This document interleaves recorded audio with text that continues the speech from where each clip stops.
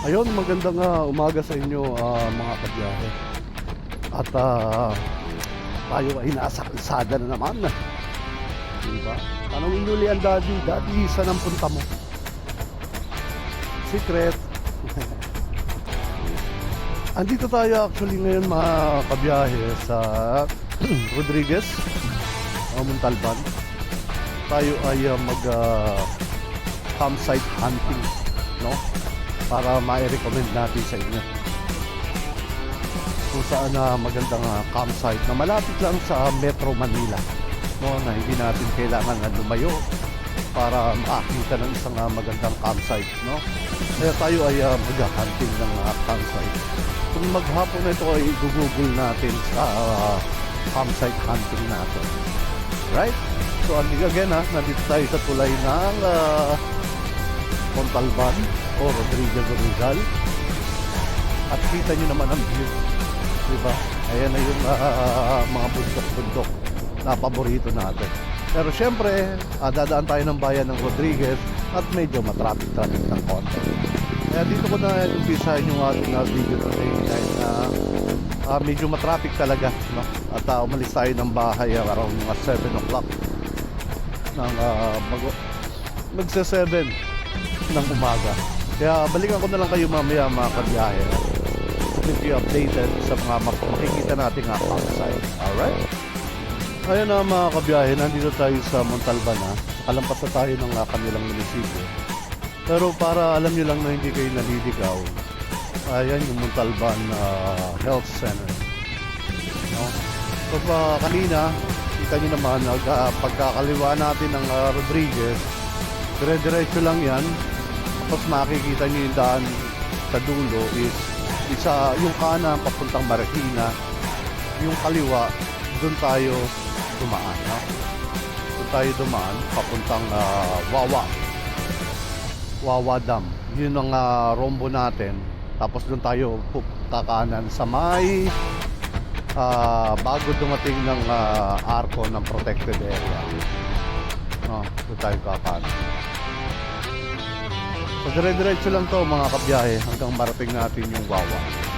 So ang rombo is Wawa Dam muna, no?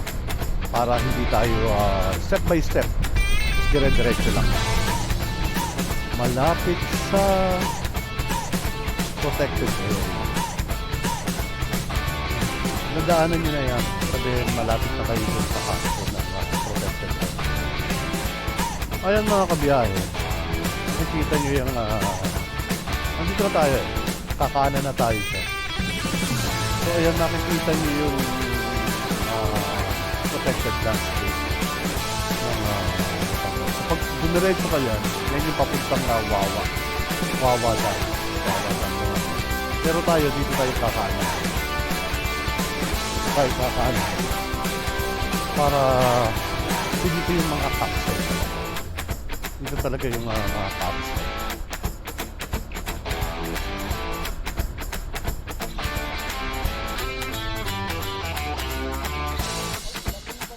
Wala na.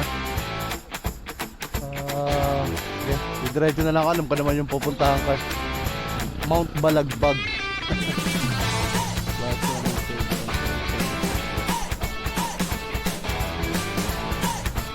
Okay, salamat boss ha.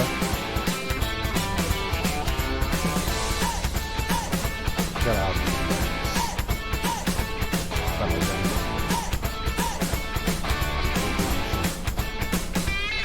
mga tao dito lang sa layuan.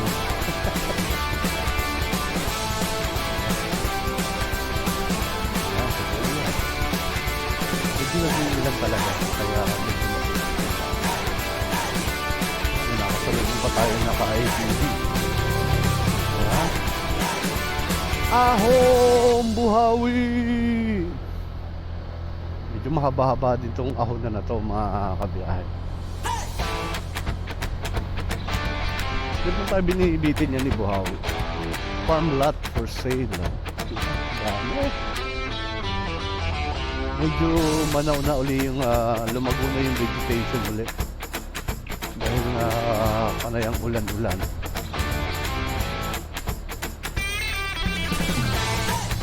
Nasa gilid tayo ng bundok eh, mga kabiyahe.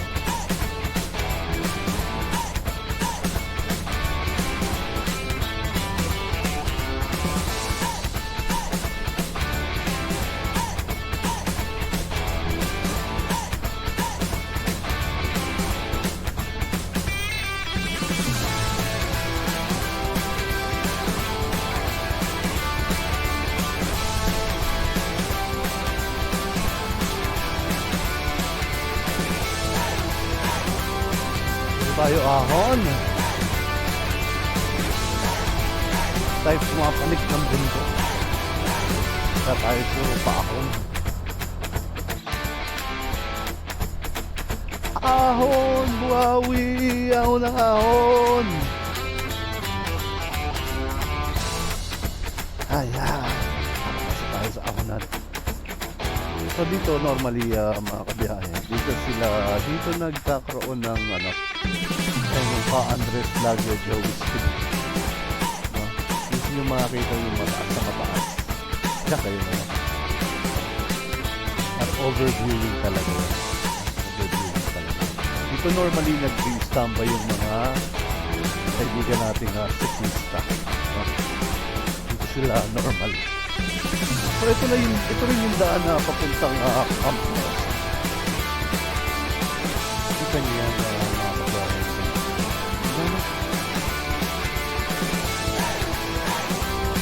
Nilampasan na natin yung Camp Moss. Yan. Akin pa rin din. I-clearing sila. Ito yung vegetation talagang kapal. Kapal na yung vegetation na yan.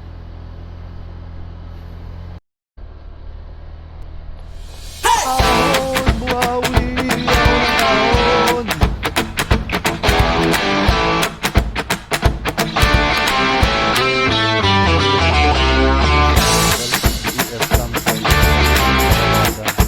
This way naman.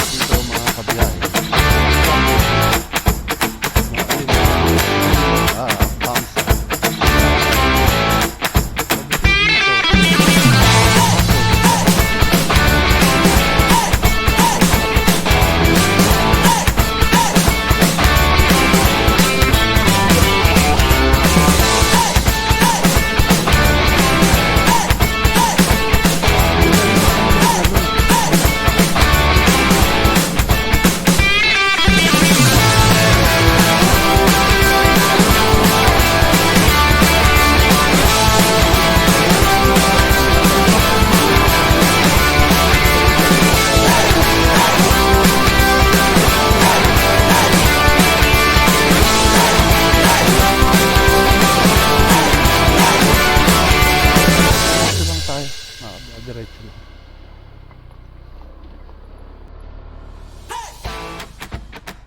Lalim lang mga kabiyahe. Dahil maano-ano na yung mga kalsada. Ayan, iniyaan na. So, sa eyes on the road, no? Eyes on the road. Hanggang dito na lang yung sinisemento ko. Dito, aasahan na natin, puro lupa na rin. Talagang lupa na. Alam natin kung hanggang saan tayo papayagan, hanggang saan tayo makakapunta.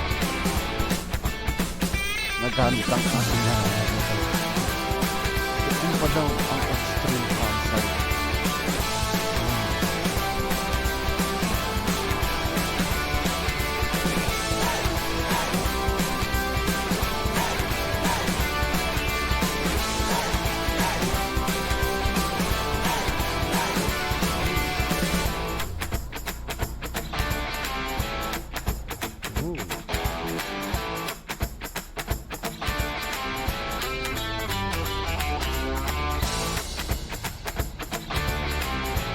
Boss, malupit laan.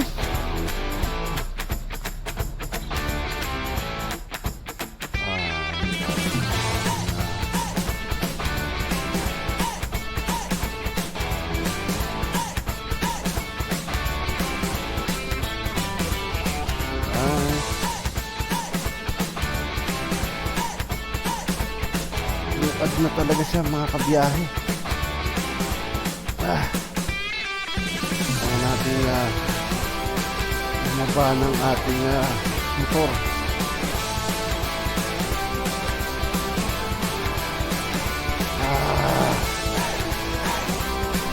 Sila bumudulas yung area na yung madulas.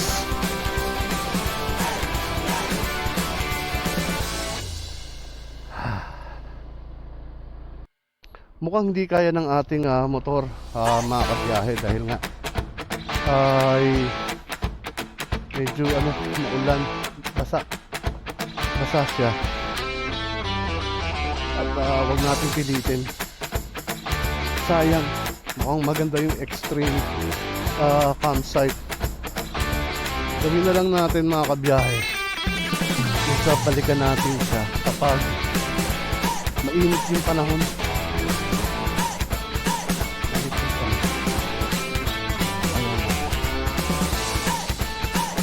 Na kasi intriga talaga ako dun sa extreme campsite.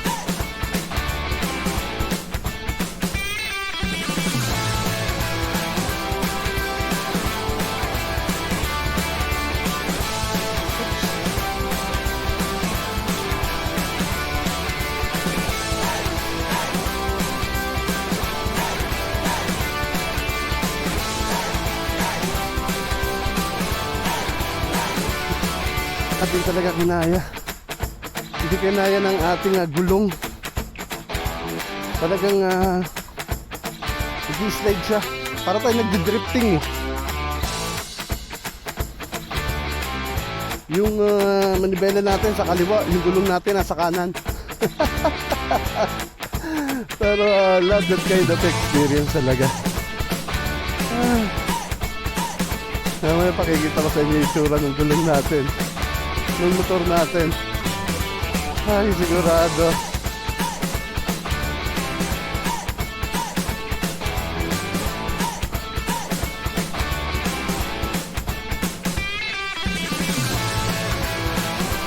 Siguradong wagas yung ating video na to.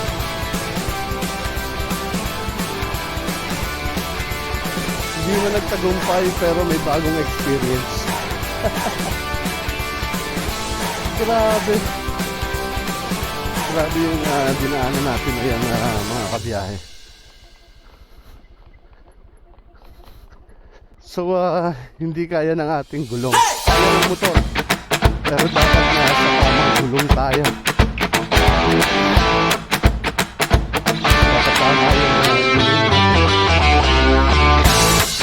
Talaga sa kinaya. Ang baba. Mababa tayo. Ayan. Ayun.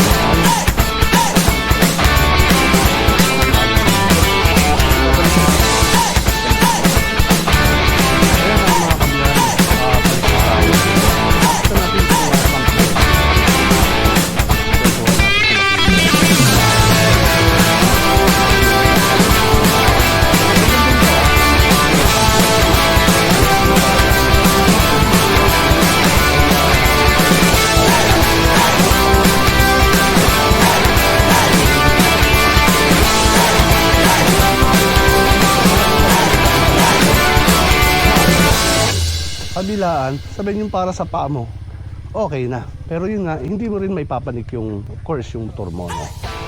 O kung yung sasakyan. Pero andun lang naman sa baba yung parking. Hindi siya malayo. Hindi siya talagang malayo. Check natin. Dahil na-expect naman tayo nila ate. Alright. So, doon muna tayo kila ate pumunta. Mamaya na tayo dito. Ang ganda. Daming puno. Preskong presko. Preskong presko. Yan, meron na agad dito upuan. Papatong mo na lang yung tabla. Upuan na yan. Ang galing ano?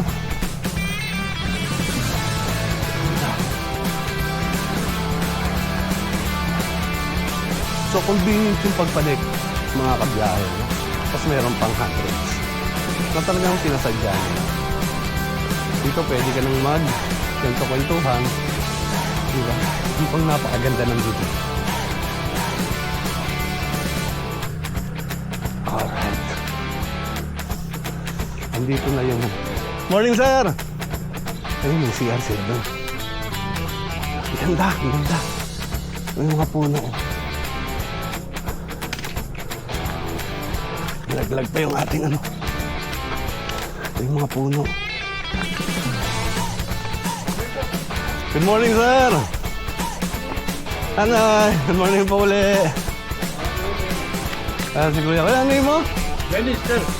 Dennis. Alan. Malabon po. Ito si ate, siya yung may-ari naman. Ate, ano ang pangalan niyo po ulit? Mrs. Bitangkol. Mrs. Bitangkol. Nagkita lang kami sa baba. Actually, napagtanungan ko siya. Ay, ito, may concert ka. Kaya pinuntahan natin ngayon. Kaya si Mrs. Bitangkol. Malinis sa lulo. Yung sa baba. Pero ang ganda nung ano nyo rito, no?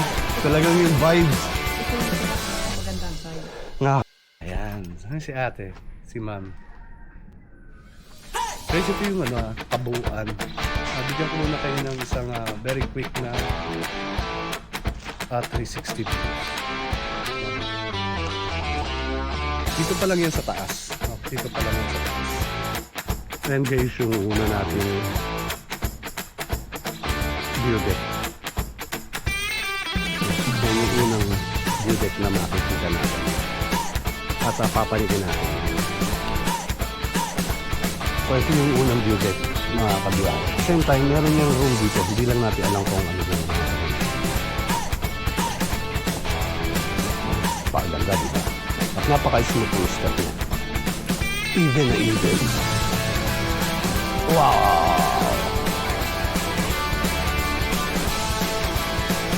Ano sila man, saksi Dennis.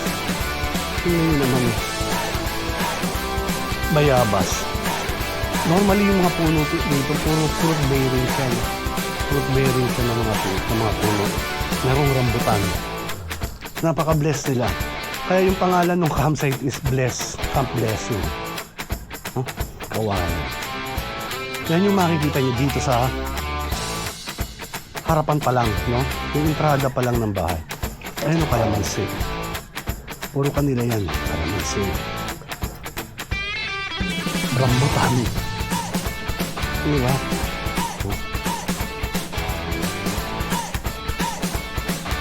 Mangga. Pakaganda. Rambutan ulit. Ayan guys, mga kabiyahe, pababa na tayo. Pero syempre, laging safety natin. Hawak lagi sa handrail. Yan, napakaganda. Yan pa, puro fruit bearing yan. At sila yung nagtanim yan. Sila yung nagtanim yan. Yung mga bayabas. Tapos dito na tayo dadaan. Ang kainaman dito mga kabiyahe, yung trail. Yung trail niya is yung mga bricks. Yung mga bricks yung ano niya. Ang daming bayabas, oh. Ngayon lang uli ako nakakita ng mga bayabas, eh.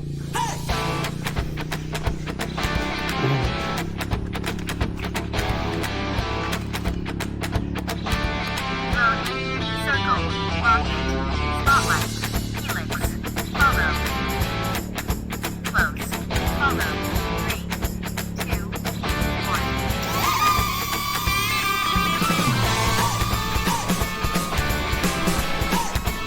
di ba mga kabiyahe?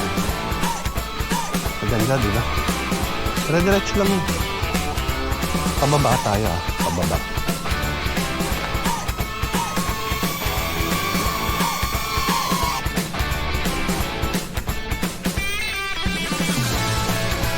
Maganda dito.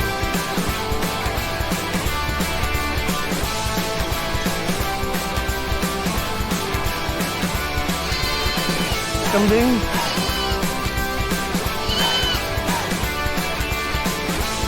Kambing.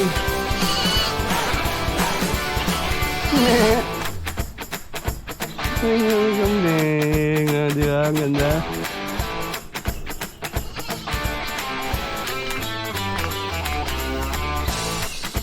Tapos dito mga kabiyayan, may upuan. Nature na nature talaga yung dati ko dito mga kabiyayan. Tapos yung view deck nila dito, bakal. Yung senaryo, grabe. Grabe naman.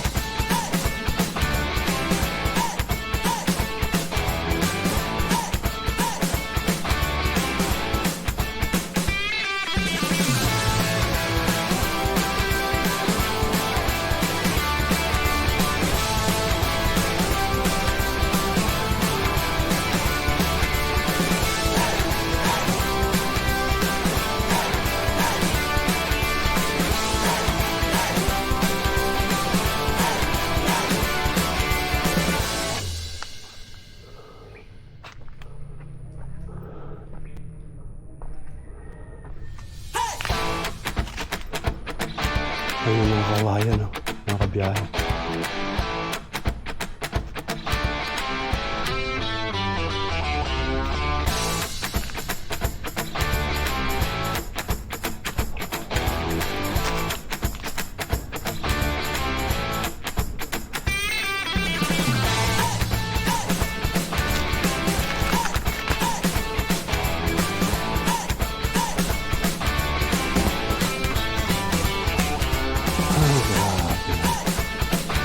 Ano, pwede ka mag-camping dyan. Latag dito. Ikaw na bahala kung saan ka mo gustong saan mo gustong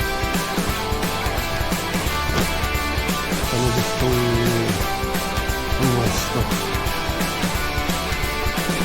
Kasi ma'am, nag-aano na sa iyo sila dito.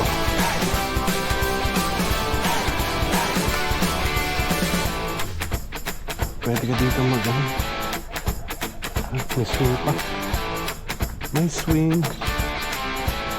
Meron lugar para mag-bonfire. Diba? Paganda. Yung lugar napakasimple niya pero napakasarap sa pakiramdam. Ano yun? Parang at home ka. Ayun pa sa bonfire. Gusto mo dito mag-bonfire. Tapos dito, maganda rin.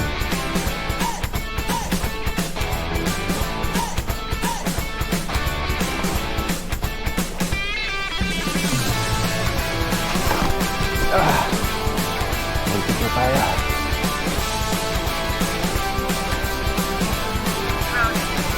Circle, rocket, spotlight, helix, follow.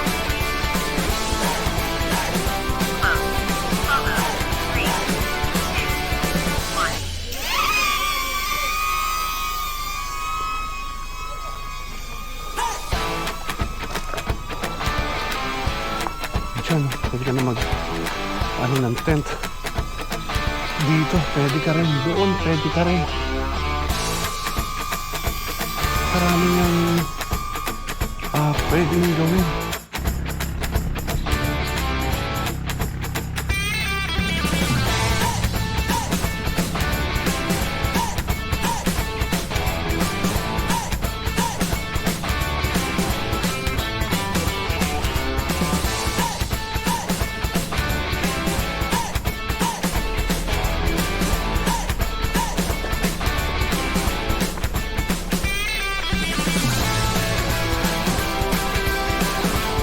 ng pag-leasing mo, no? Galit pa ng tundog. Kasi ito yung mga surroundings mo. Ganda.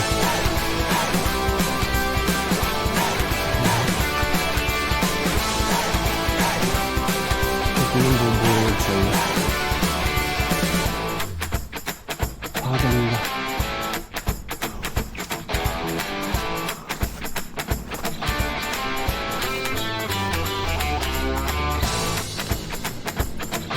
Pwede ka pang mahiga-higa dyan, no?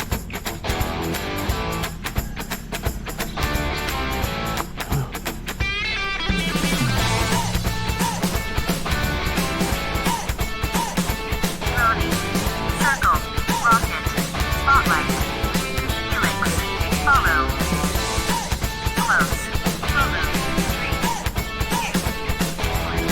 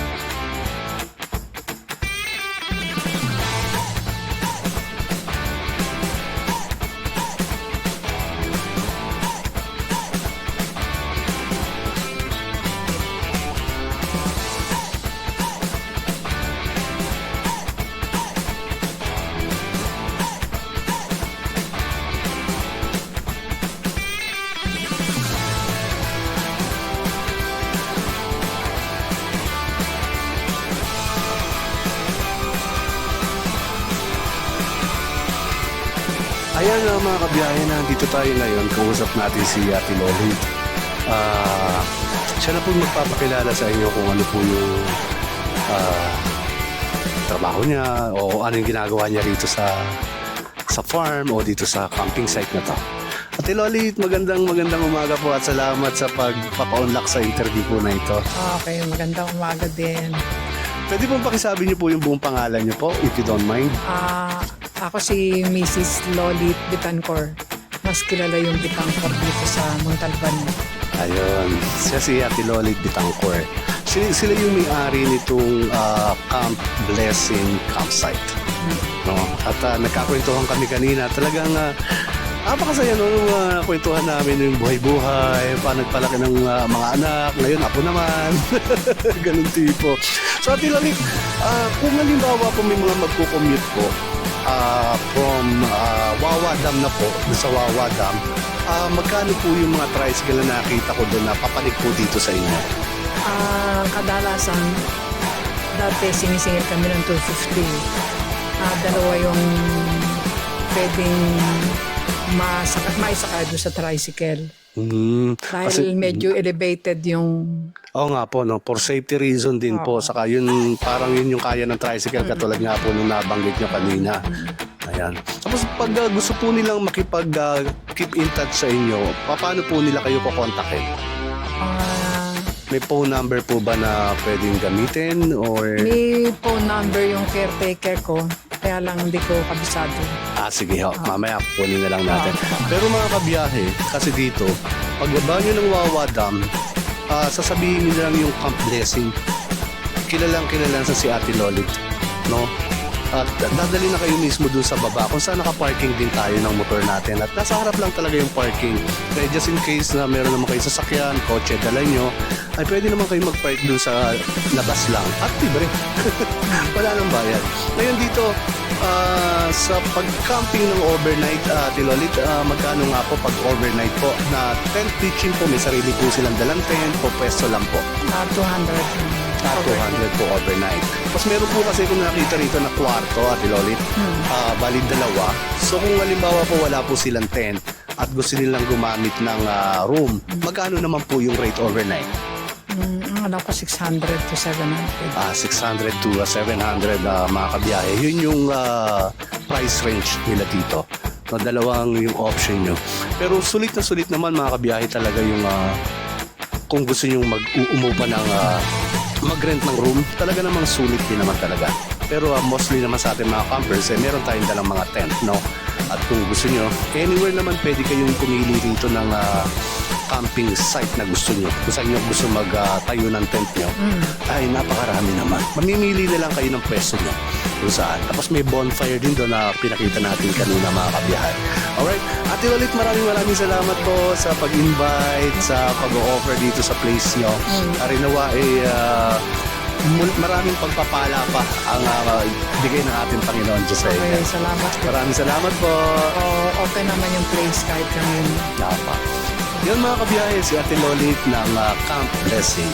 Mga kabiyahe, na dito si Noriel. Siya rin yung presidente ng asosasyon dito sa Montalban ng mga camping area, mga camping site. No? Noriel, tanong ko lang, paano kanila pwedeng kontakin dito sa Camp Blessing? Ano po, siguro dahil sa mahina ang signal dito, pero kahit pa paano naman, minsan pumapasok yun sa mga text sa contact number na lang Oo. siguro po at saka sa messenger po namin. Sige. Anong contact number mo? Talk and text po 0948 0948 52 52 69 69 211. 211. Tapos sa messenger, saan kanila pwedeng i-message? Sa ang FB account ko po ay Neps Zonyo. Nebs Zonyo. Zonyo. Ayan, yan mga kabiyayan, Nebs Zonyo. Tapos si Ate Lile, saan po kayo pwedeng messenger? Mamalit. Mamalit Bitangkor. Mga kabiyahe, doon nyo rin sila pwedeng kontakin na parehas. Alright? Thank you, kuya. Thank you, ma'am. Ito na mga kabiyahe, tapos na tayo. Pauwi na rin ulit tayo. At of course, maraming salamat sa inyong lahat sa pagsama nyo sa akin dito sa adventure natin na to. At salamat kay Ate Lalet na nag-imbita sa atin sa kanilang campsite, ang Camp Blessing campsite. Ayan. And of course, maraming salamat sa inyong lahat dyan, mga kabiyahe, sa walang sawa ninyong panonood at pagsuporta sa biyahe ni Dad. Again, mega loud shoutout sa inyong lahat, sa aking mga ka-brother, Cathy, ang TV ko, and Ford's Riding Adventure, and Ford's Mixed Vlog. Maraming salamat, Brother Joven, Brother Jack, and of course, Brother Tolitz. Maraming salamat sa inyo. Ang aking tropa motovloggers. There you go. Again, maraming salamat ulit sa inyong lahat, mga kabiyahe.